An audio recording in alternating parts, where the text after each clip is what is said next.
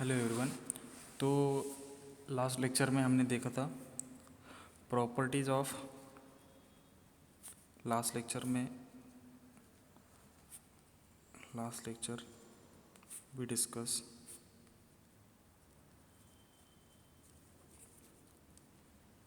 Properties of Z transform properties of Laplace transform for region of convergence. आज हम देखेंगे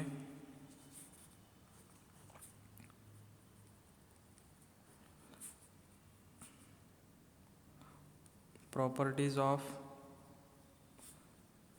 Z transform for ROC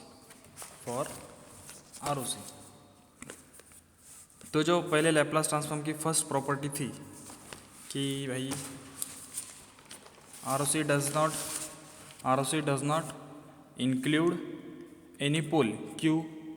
अगर मेरा transfer function के डिनोमिनेटर में अगर मैं पोल की वैल्यू पुट करता हूँ तो मेरा ट्रांसफ़र फंक्शन हो जाता है इनफाइनाइट, और इनफाइनाइट के लिए लैपलास ट्रांसफॉर्म एग्जिस्ट नहीं होता है। तो सिमिलरली फर्स्ट प्रॉपर्टी है इन जेड ट्रांसफॉर्म की ROC does not include any pole. इसका मीनिंग ऐसा है, सपोज ट्रांसफ़र फंक्शन है in Z transform Z upon Z minus 1 या जेड माइनस ए। तो सपोज ए कहाँ पे होगा, जेड प्लेन में या राइट साइड में कहीं भी। इसका पोल क्या आएगा, इसका कैरेक्टरिस्टिक्स इक्वेशन है Z minus A is equals to 0, Z is equals to A. इसके रहेंगे पोल्स। ये पोल्स अगर मैं इसमें पुट कर देता हूँ तो ये क्या हो जाएगा, Z upon A minus A,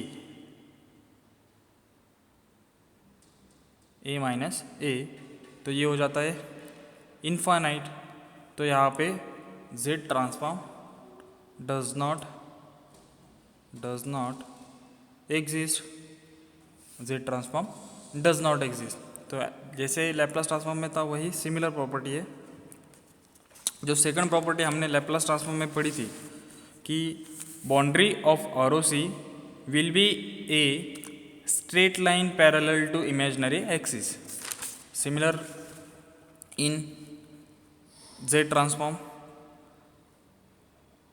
boundary of ROC will be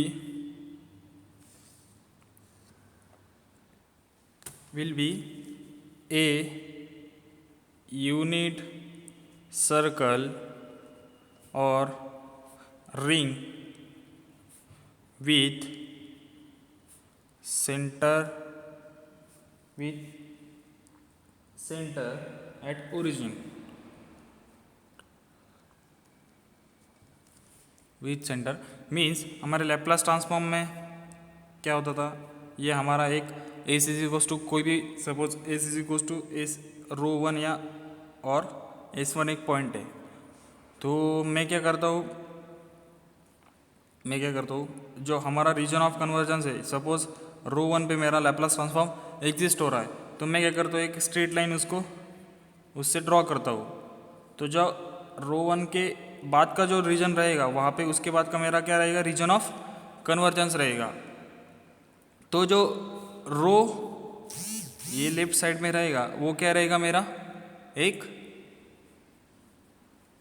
boundary रहेगा, ये मेरा बाउंड्री रहेगा। इसके आगे मेरा रीजन ऑफ कन्वर्जेंस नहीं रहेगा। तो ये क्या है, parallel to J omega axis in S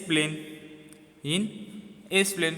तो सिमिलरली जेड प्लेन में भी क्या रहेगा, हमारा मैक्सिमम वैल्यू क्या होता है, हमारा जेड प्लेन में यूनिट सर्कल का 1 होता है। तो जो बाउंड्री रहेगी हमारे जेड प्लेन में वो रहेगी एक यूनिट सर्कल की रिंग, जहाँ पे मेरे z ट्रांसफॉर्म की या z की वैल्यू होती है हमेशा 1। तो ये मेरा पार्ट होगा इमेजनरी पार्ट ऑफ z और ये मेरा होगा रियल पार्ट ऑफ z। इसका मीनिंग ऐसा था। जो थर्ड प्रॉपर्टी है मेरे z ट्रांसफॉर्म की for R O C, if a signal is left sided signal,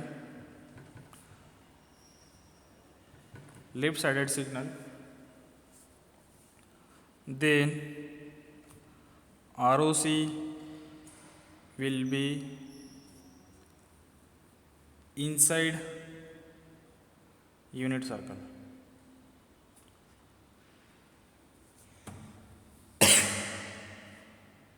inside unit circle, ROC inside unit circle। अभी देखो एस प्लेन में अगर लेफ्ट साइडेड सिग्नल होता है तो वहाँ पे रो की जो वैल्यू होती है, सपोज या रियल पार्ट ऑफ जो एस होता है, ये मेरा इमेजनरी पार्ट ऑफ एस और ये रियल पार्ट ऑफ एस, यही था हमारा रो और यही था हमारा जे ओहम। तो जो रो की वैल्यू होती है, जो रो की वैल्यू यहाँ पे क्या होती है, लेस देन ज़ीरो होती है, लेस देन ज़ीरो होती है। और हमने मैपिंग में पढ़ा था कि जो रीजन होता है लेफ्ट साइडेड का वो इनसाइड यूनिट सर्कल में हम मैप करते हैं। जो रीजन होता है वो ये जेड प्लेन है, ये एस प्लेन है। तो जो जेड प्लेन होता है, एस प्लेन का जो रो लेस देन ज़ीरो है या लेफ्ट साइडेड सिग्नल होता है वो कहाँ पे मैप होता है, हमारे इनसाइड यूनिट सर्कल में, इनसाइड यूनिट सर्कल में मैप होता है। तो हम ऐसे कह सकते हैं if a signal is left sided signal then R O C will be inside unit circle. Means हमारा जो भी जेड ट्रांसफॉर्म रहेगा वो अभी क्या होगा, रीजन इनसाइड यूनिट सर्कल में एग्जिस्ट होगा, या रीजन इनसाइड यूनिट सर्कल में उसके क्या मिलेगी, हमेशा हमें फाइनाइट वैल्यू मिलेगी। ये थी third property. Fourth property similar, if a signal is right sided signal then ROC will be region outside the unit circle, outside unit circle। तो राइट साइडेड सिग्नल मीन्स ये हमारा राइट साइडेड सिग्नल है, ये s plane again imaginary part of S और ये मेरा real part of S. ये मेरा रो ग्रेटर देन ज़ीरो रहता है, यहाँ पे हमेशा रियल पार्ट ऑफ एस की वैल्यू क्या होती है, ग्रेटर देन ज़ीरो होती है। इसको हम रो से डिनोट करते हैं और इमेजनरी पार्ट को हम जे ओम से डिनोट करते हैं। तो हमने राइट साइडेड को कैसे मैप किया था इन जेड प्लेन में, ये हमारा यूनिट सर्कल। तो हमने मैप किया था for rho greater than zero के लिए region outside unit circle, region outside unit circle, region outside unit circle में रो ग्रेटर देन ज़ीरो के लिए या राइट साइडेड सिग्नल के लिए मेरा जेड ट्रांसफॉर्म का जो रीजन ऑफ कन्वर्जेंस रहेगा वो रहेगा आउटसाइड यूनिट सर्कल, और जो लेफ्ट साइडेड सिग्नल रहेगा उसके लिए रीजन ऑफ कन्वर्जेंस रहेगा इनसाइड यूनिट सर्कल। दोनों में डिफरेंस है, इसलिए हमने मैपिंग डिटेल में पढ़ा था कि इस प्लेन को जेड प्लेन में कैसे मैप किया जाता है। जो फिफ्थ नंबर की जो प्रॉपर्टी है, फिफ्थ नंबर की जो प्रॉपर्टी है, if a signal is two sided signal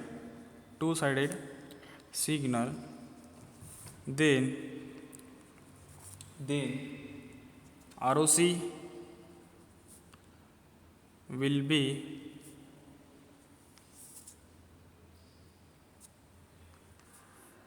lie between two straight lines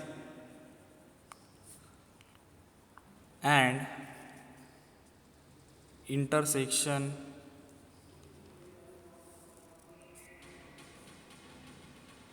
sorry ये तो जी if it sided two signal then R O C will be lie between two straight line and intersection exist. ये थी हमारी Laplace transform की थी। Similarly for J transform के लिए अगर if a signal is two sided signal, ये जो थी वो लाप्लास ट्रांसफॉर्म की प्रॉपर्टी थी फॉर आर ओ सी। अभी हम देख रहे हैं वो जे ट्रांसफॉर्म लेते हैं। If a signal is two sided signal then R O C lie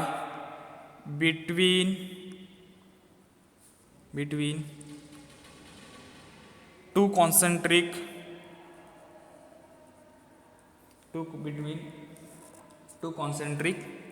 circles. इसका मीनिंग ऐसा है, देखो हमने देखा था कि boundary of R O C क्या होती है in Laplace transform, straight line parallel to J omega axis, straight line parallel to J omega axis. Similarly Z transform में होता है यूनिट सर्कल होता है, ओके एक यूनिट सर्कल होता है। अभी सिग्नल मेरा क्या है, टू साइडेड सिग्नल है, मींस ये क्या हो रहा है, एक राइट हाफ में भी एग्जिस्ट हो रहा है और लेफ्ट हाफ में भी होगा।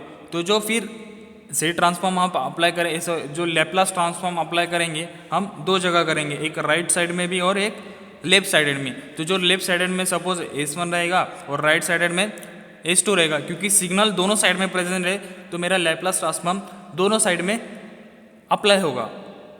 तो जो रीजन ऑफ कन्वर्जेंस की जो बाउंड्रीज रहेगी वो रहेगी straight line parallel to imaginary axis, और जो रीजन ऑफ कन्वर्जेंस रहेगा मेरे लैप्लास ट्रांसफॉर्म के लिए वो इन बिटवीन ये दो इंटरसेक्शन के लाइन में रहेगा। तो सिमिलरली मेरे जेड ट्रांसफॉर्म में भी क्या रहेगा, दो कॉन्सेंट्रिक सर्कल रहेंगे, दो कॉन्सेंट्रिक सर्कल रहेंगे। ये सपोज मेरा Z1 पॉइंट है और ये मेरा सपोज Z2 पॉइंट है। तो जो मेरा रीजन ऑफ कन्वर्जेंस रहेगा ये दोनों सर्कल के बिटवीन एग्जिस्ट करेगा। ये मेरी 5th नंबर की प्रॉपर्टी थी for Z transform. Similarly 6th number की जो प्रॉपर्टी है, if a signal is finite duration signal, finite duration signal, then ROC will be entire Z plane। इसका मीनिंग ऐसा है, अगर आप देखोगे 6 नंबर की property in Laplace transform, if a signal is finite duration signal then ROC will be in entire s plane. Means जो Laplace transform हम apply करते थे फॉर फाइनाइट ड्यूरेशन सिग्नल के लिए, ये मेरा फाइनाइट ड्यूरेशन सिग्नल है, तो उसकी पॉसिबिलिटी क्या है लैप्लास ट्रांसफॉर्म को एग्जिस्ट होने के लिए, overall s plane. Means imaginary axis left sided right sided दोनों कहाँ पे भी वो अप्लाई हो सकता है। तो सिमिलरली फाइनाइट ड्यूरेशन सिग्नल के लिए इन जेड ट्रांसफॉर्म में मेरा रीजन ऑफ कन्वर्जेंस क्या रहेगा, एंटायर जेड प्लेन रहेगा, एंटायर जेड प्लेन। मीन्स ये हमारा इमेजिनरी पार्ट ऑफ जेड को भी ऑक्यूपाई करता है, रियल पार्ट ऑफ जेड को भी ऑक्यूपाई करता है। Means right side means region outside unit circle on region on unit circle, region inside unit circle को भी ऑक्यूपाई करता है। उसके बाद 7 नंबर का जो है, if a signal is absolute summable signal, absolute summable signal, then ROC will be a unit circle or a ring with center at origin. तो ये सब 7 प्रॉपर्टीज़ थी, ये आपको 6 मार्क्स के लिए या 4 मार्क्स के लिए इनसे में पूछा जाता है। नेक्स्ट जो टॉपिक है, ROC of some standard signal. हमने देखा था जब जेड ट्रांसफॉर्म की डेफिनेशन पढ़े थे तो हमने देखा था कि Z transform of some basic signal या सम स्टैंडर्ड सिग्नल, तो वही टॉपिक हमें डिस्कस करना है रिपीटली विथ, अगर एक सिग्नल है उसका जेड ट्रांसफॉर्म क्या होता है, उसी के साथ हम एक्स्ट्रा पॉइंट अभी पढ़ेंगे उसका रीजन ऑफ कन्वर्जेंस। तो फर्स्ट हमने देखा था x of n is equal to a raise to N you of N हमारा एक सिग्नल है। ये सिग्नल कैसे दिखेगा, अगर उसको मुझे प्लॉट करना है या सिग्नल को आप ग्राफिकली देखना चाहते हो तो ये सिग्नल मेरा दिखेगा ऐसा। अगर आपको उसको प्लॉट करना है तो आप क्या कर सकते हैं, ए की वैल्यू कुछ पुट कर सकते हो और एन की वैल्यू पुट करके आप ए ऑफ एन वर्सेस एन का ग्राफ प्लॉट कर लीजिए, आपका सिग्नल ग्राफिकली रिप्रेजेंट हो जाएगा।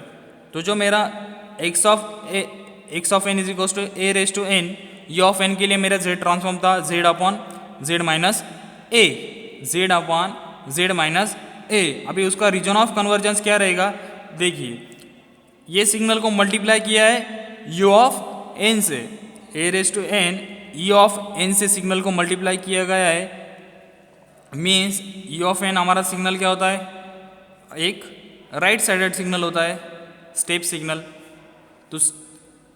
तो राइट साइडेड सिग्नल के लिए आरओसी हमने क्या देखा था, राइट साइडेड सिग्नल के लिए हमने आरओसी देखा था कि राइट साइडेड सिग्नल के लिए हमने आरओसी देखा था कि if a signal is right sided signal then ROC will be region outside the unit circle, region outside the unit circle, region outside the unit circle. तो इसका जो आरओसी रहेगा वो क्या रहेगा, region outside the unit circle. ये हमारा unit circle है और ये जो z माइनस ए, तो हम क्या कर रहे हैं, ए की वैल्यू को क्या कर रहे हैं, वेरी कर रहे हैं। तो ए की वैल्यू मैंने क्या किया, रियल एक्सिस के जेड प्लेन के रियल एक्सिस पे उसको प्लॉट कर दिया, जहाँ पे हमें क्या करना है, जेड ट्रांसफॉर्म को चेक करना है। तो जो जेड प्लेन में वो भी क्या करेगा, एक यूनिट सर्कल बनाएगा और जो मेरा रीजन ऑफ कन्वर्जेंस रहेगा वो क्या रहेगा, फिर आउटसाइड दैट यूनिट सर्कल रहेगा, आउटसाइड दैट यूनिट सर्कल रहेगा। और इसकी कंडीशन क्या रहेगी, फिर ये एक राइट साइडेड सिग्नल है, ये एक राइट साइडेड सिग्नल है और राइट साइडेड सिग्नल के लिए हमने देखा था राइट साइडेड सिग्नल के लिए हमने देखा था कि लैप्लास ट्रांसफॉर्म में इन एस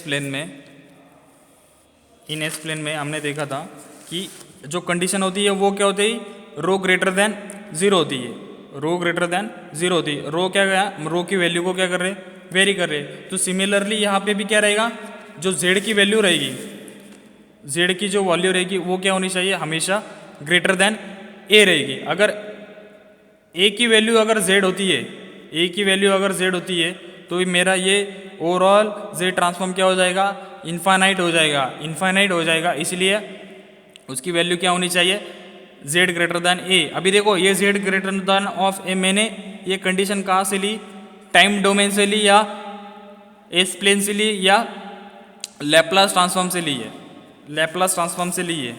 जो एस प्लेन की जो मैपिंग की थी for right sided signal, condition क्या है, रियल पार्ट ऑफ एस और रियल पार्ट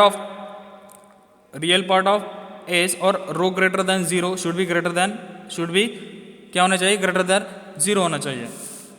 ये था फर्स्ट सिग्नल। उसके बाद सेकंड सिग्नल है x of n minus a raise to N you of n minus one. अब ये सिग्नल कैसा दिखेगा मुझे, u of n minus one, ये तो लेफ्ट साइडेड में रहेगा। Suppose n is equals to minus one, फिर यहाँ से ये सिग्नल स्टार्ट हो जाएगा ऐसे। तो ये आप सिग्नल को ऐसे प्लॉट कर सकते हो, n is equals to minus two minus three, ये फिर इसका मैग्नीट्यूड एक्सपोनेंशियली इंक्रीज होता जाएगा। मीन्स अगर एक्स ऑफ एन की वैल्यू मेरी 1 है तो इसका मैग्नीट्यूड 2 रहेगा, 3 के लिए 9 स्क्वायर में बढ़ता चला जाएगा। तो फिर इसका जो जेड ट्रांसफॉर्म हमने देखा था, या जो ये सिग्नल का जो जेड ट्रांसफॉर्म था, जेड अपॉन जेड माइनस ए, दोनों का क्या है, सिमिलर है। दोनों का फर्स्ट केस में भी और सेकंड सिग्नल का जेड ट्रांसफॉर्म भी क्या है, सेम है, जेड अपॉन जेड माइनस ए। और या इसको आप ऐसे भी लिख सकते हो 1 अपॉन 1 माइनस ए इंटू जेड इनवर्स, दोनों क्या है, सेम है। बट यहाँ पे आर की कंडीशन क्या है, अभी चेंज हो गई। देखो u of minus n, you of minus n, you of minus n कैसे रहेगा, ये हमारा यू ऑफ एन सिग्नल था और ये जो सिग्नल रहेगा यू ऑफ माइनस एन, तो ये यू ऑफ एन तो राइट साइडेड सिग्नल था, यू ऑफ माइनस एन इसका क्या रहेगा, मिरर इमेज रहेगा। तो ये क्या है, u of n minus one, means minus one से ये सिग्नल क्या होगा, स्टार्ट होगा, माइनस वन से ये सिग्नल क्या होगा, स्टार्ट होगा। तो ये हम कह सकते हैं ये सिग्नल क्या है, हमारा लेफ्ट साइडेड सिग्नल है, लेफ्ट साइडेड सिग्नल है। तो फॉर लेफ्ट साइडेड सिग्नल के लिए हमारा आरओसी का कंडीशन क्या था, रीजन ऑफ कन्वर्जेंस का, रीजन ऑफ कन्वर्जेंस का जो हमारा क्या कंडीशन था कि भाई if a signal is left sided signal then ROC will be a inside the unit circle, ROC will be inside unit circle. और लेफ्ट साइडेड में क्या कंडीशन थी, रियल पार्ट ऑफ एस के लिए वो क्या होना चाहिए, हमेशा लेस देन जीरो होना चाहिए। रियल पार्ट ऑफ एस क्या होता है, हमेशा रो लेस देन जीरो। तो सिमिलरली जो हमारा ये z ट्रांसफॉर्म है उसको एग्जिस्ट होने के लिए क्या कंडीशन होनी चाहिए, फिर mod of z should be less than a। ये कंडीशन कहाँ से ली मैंने, एस प्लेन से ली। For left sided signal z of mod of z should be less than a होना चाहिए। और इसका रीजन ऑफ कन्वर्जेंस क्या रहेगा, रीजन इनसाइड यूनिट सर्कल। देखो ये जो a पॉइंट है ये हमारा क्या है, पोल है, उसको मैंने क्या किया, यहाँ पे हम क्या कर रहे हैं, z ट्रांसफॉर्म चेक कर रहे। तो इसके जो रीजन, इसके इनसाइड जो रीजन रहेगा उसमें क्या हो रहा है, मेरा लैप्लास ट्रांसफॉर्म या z ट्रांसफॉर्म एग्जिस्ट हो रहा है। तो हमने मैपिंग कैसे बताया, फिर रीजन इनसाइड यूनिट सर्कल, ये हमारा यूनिट सर्कल है ओवरऑल। उसके बाद थर्ड जो सिग्नल है, x of n is equals to del of n, x of n is equals to del of n। Del of n क्या होता है, हमारा इम्पल्स सिग्नल होता है, उसका z ट्रांसफॉर्म हमेशा होता है 1, इसका इम्पल्स उसका z ट्रांसफॉर्म होता है हमेशा 1। और ये क्या है, एक फाइनाइट ड्यूरेशन सिग्नल है, फाइनाइट ड्यूरेशन सिग्नल है, मीन्स देखो ये क्या होता है, जीरो पे इसका मैग्नीट्यूड फॉर 0 - 1 और 0 प्लस के लिए इसका मैग्नीट्यूड क्या होता है, 1 या ग्रेटर देन 1 होता है। तो ये क्या है, मेरा एक फाइनाइट ड्यूरेशन सिग्नल है। और फाइनाइट ड्यूरेशन सिग्नल के लिए हमने आरओसी पढ़ा था, आरओसी पढ़ा था कि if a signal is finite duration signal then ROC will be a entire z plane. तो इसका फिर आरओसी क्या रहेगा, इसका आरओसी क्या रहेगा, फिर एंटायर जेड प्लेन, इसका आरओसी क्या रहेगा, एंटायर जेड प्लेन रहेगा। उसके बाद जो है x of n is equal to u of n, u of n हमारा क्या है, एक राइट साइडेड सिग्नल है, यू ऑफ n क्या है हमारा एक, सॉरी ये लेफ्ट साइडेड हो गया, ये हमारा एक राइट साइडेड सिग्नल है यू ऑफ n, या इसी को स्टेप सिग्नल कहते हैं। तो ये राइट साइडेड सिग्नल के लिए हमने फर्स्ट एग्जांपल में देखा कि रीजन ऑफ कन्वर्जेंस क्या होता है, हमेशा रीजन आउटसाइड यूनिट सर्कल। और इसका z ट्रांसफॉर्म क्या रहेगा, फिर अगर इससे आप मल्टीप्लाई करोगे, अगर आप इससे मल्टीप्लाई करोगे कि a⁻n e ऑफ n, अगर a की वैल्यू ऑफ 1 पुट कर देते हो, अगर आप a की वैल्यू को 1 पुट कर देते हो तो फिर आपको रीजन ऑफ a की वैल्यू को अगर आप 1 पुट कर देते हो इन सिमिलर इक्वेशन, तो आपको क्या मिलेगा, z/z-1। तो ये कंडीशन हुई फॉर, तो क्या थी, z mod of z should be greater than a for right sided signal. यहाँ पे a की वैल्यू क्या है, हमेशा 1 है, तो 1। तो ये रीजन ऑफ कन्वर्जेंस रहेगा फॉर, क्या रहेगा फिर, आरओसी आउटसाइड यूनिट सर्कल।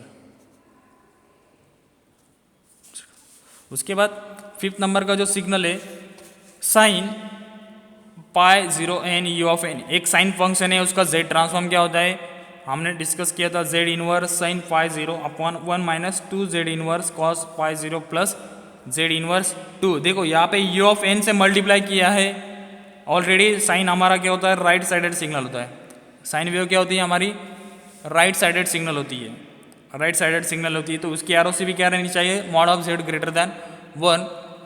तो उसका रीजन ऑफ कन्वर्जन क्या रहेगा, हमेशा आउटसाइड यूनिट सर्कल। सिमिलरली फिर cos pi zero in e of n, उसका z ट्रांसफॉर्म है 1 minus z inverse cos pi zero upon 1 minus 2 z inverse cos pi zero plus z raise to minus 2।